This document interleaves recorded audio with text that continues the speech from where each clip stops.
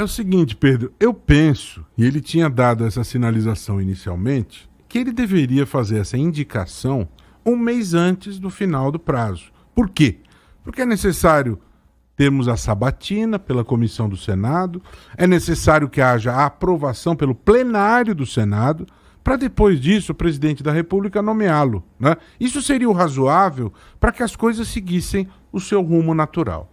Só que se isso acontecesse, nós íamos ter a seguinte situação. Na hipótese de Raquel Dodge não ser a nomeada, ela ficaria com a caneta forte que processa o presidente durante um mês, né?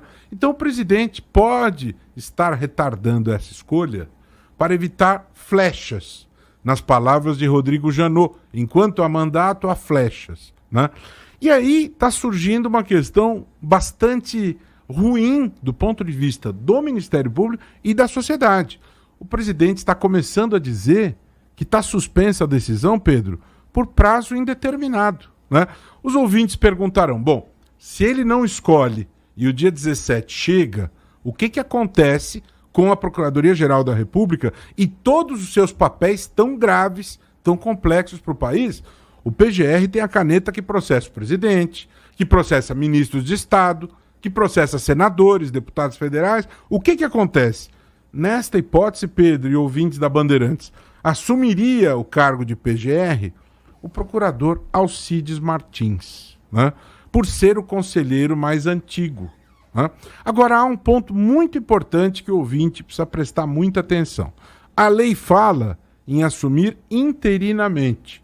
O procurador Alcides Martins, com todo o respeito que merece, não se inscreveu candidato na época em que houve essa possibilidade, em que 10 procuradores se inscreveram, em que 10 procuradores debateram o Ministério Público intensamente pelo país, e destes 10... o Ministério Público Federal credenciou 3.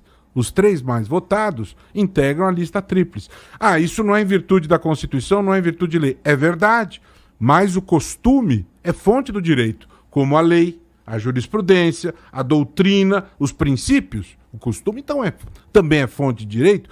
Há quase 20 anos, os nomes da lista, eles são escolhidos, são seguidos pelo presidente. Aliás, a única vez que não foi o mais votado foi a última. Raquel Dodge foi a segunda. As outras vezes anteriores, sempre o mais votado.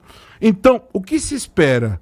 Se espera que o presidente, que está sinalizando que isso está suspenso por prazo indeterminado, não é aceitável, não é jurídico, não é plausível que este procurador, que assumiria interinamente, permaneça no poder indefinidamente, porque ele não tem mandato, né? Isso seria uma situação abusiva, indevida, e ele ficaria entre a cruz e a espada permanentemente, porque o presidente, ao nomear, ele seria retirado do poder, né? Então ele não tem a legitimidade de um mandato. Eu vou além, Pedro.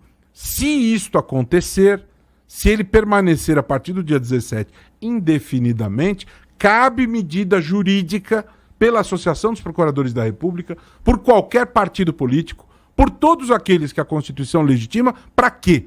Para pedir liminar para que o presidente seja obrigado a fazer a nomeação. Isso é cumprir a Constituição. Isso é, como disse o Miné, direito é razoabilidade e bom senso. Não existe a menor razoabilidade, não existe a menor legitimidade para que o interino esteja exercendo funções que não lhe cabem.